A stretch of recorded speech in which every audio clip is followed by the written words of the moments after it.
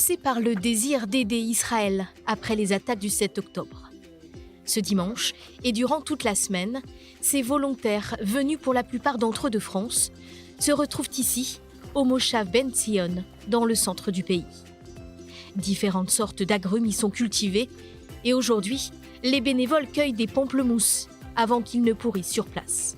Emmanuel n'avait jamais imaginé un jour s'occuper de la récolte des pamplemousses, mais en ce mois de décembre, elle s'est retrouvée à le faire dans une ferme en Israël. Ça faisait 35 ans que je n'étais pas venue en Israël et que depuis le 7 octobre, on est tous en train de se demander qu'est-ce qu'on peut faire pour aider, montrer qu'on est solidaire et qu'on est là. Et bien donc j'ai pris un billet d'avion et je suis venue avec plein d'autres volontaires. Voilà, donc, mais c'est vraiment très émouvant de voir tout le monde participer à cette cueillette. Et puis le fruit, la terre, ça signifie beaucoup. Ancienne des EI, les éclaireurs israélites de France, Emmanuel a rejoint le groupe de bénévolat agricole, initié par David Jean, lui-même ancien du mouvement scout juif et français. Cet organisateur d'événements a très vite pris conscience de la gravité de la situation. Face au départ de nombreux agriculteurs étrangers et à la pénurie de main-d'œuvre, il crée le groupe WhatsApp Sauvons notre terre. Aujourd'hui, plus de 1300 personnes en font partie, un projet financé par le FSJU. On aide aujourd'hui plus de 20 agriculteurs par jour. On a plusieurs centaines de volontaires sur des différents champs agricoles où on travaille.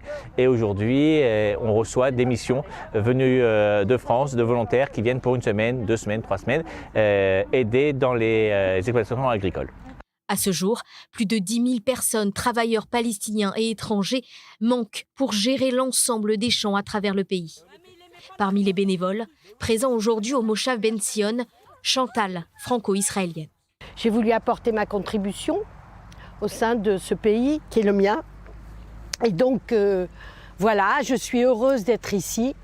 Je suis heureuse de ce que je fais. J'espère que tout ça va revenir normalement comme avant et que ce pays reprendra la paix, la sérénité et la joie de vivre. Am Israël Chai! Le peuple d'Israël vit. Linda, franco-israélienne, ressent le manque du pays. Je viens pratiquement régulièrement, tous les 2-3 jours, pour aider aux cueillettes, aller dans les bases, aider de préparer les boîtes pour les soldats qui vont à Gaza. On a cueilli des tomates, on a fait des brocolis, on a fait les aubergines. Et là, aujourd'hui, c'est les pamplemousses et après, peut-être les clémentines. J'ai été à Paris pendant 2 semaines, je comptais les jours pour rentrer. J'avais l'impression de déserter le pays. Ah non, mais on a besoin d'aider. Israël a besoin de nous. Tous ces bénévoles ont rejoint des centaines d'autres personnes venues de l'extérieur et de l'intérieur d'Israël pour récolter des fruits et des légumes dans les fermes israéliennes avant qu'ils ne deviennent impropres à la consommation. Si la force de l'économie israélienne réside principalement dans ces industries de haute technologie et de diamants, l'agriculture joue toujours un rôle important dans le cœur émotionnel du pays. Une partie du pays a été construite sur l'idée d'une culture partagée des terres et du maintien de fermes saines. Et la récolte est au cœur de ces idéaux. On est à la veille d'une pénurie. Et en fait, cette pénurie, elle est à 2 niveaux. Un, il manque de main-d'œuvre, donc personne pour ramasser, donc il manque des fruits et des légumes et les prix augmentent. Et 2, tout ce qui n'est pas ramassé cette année, ça va empêcher l'arbre de continuer à grandir et donc pour les années à venir. Donc l'enjeu de la mission et du bénévolat agricole, il est vraiment, moi je le considère vraiment comme un enjeu sioniste. C'est vraiment notre combat, nous on n'est pas sur le front, nos enfants le sont, mais c'est un autre front, c'est l'avenir du pays et ça nous rappelle quelque part la raison d'être d'Israël, le sionisme, le rapport à la terre. On avait peut-être un peu oublié ça et je crois que c'est une des grandes fiertés et du ressenti de nos bénévoles qui nous le racontent et moi le premier.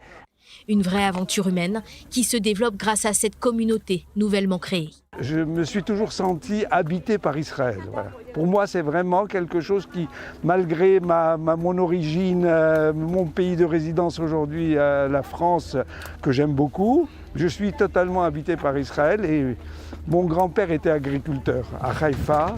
Et j'allais le voir sur des champs très vieux, à 85 ans, il continuait à planter et à cultiver. Donc j'ai l'impression de lui rendre hommage aujourd'hui. C'est formidable d'être en contact avec la terre, avec les arbres, avec des gens qui viennent pour exprimer cet amour pour ce pays. Un amour pour un pays qui souffre et qui a besoin de bras. Ces volontaires, bien que porteurs d'espoir, ne constitueront pas une solution à long terme à la pénurie de main-d'œuvre agricole en Israël.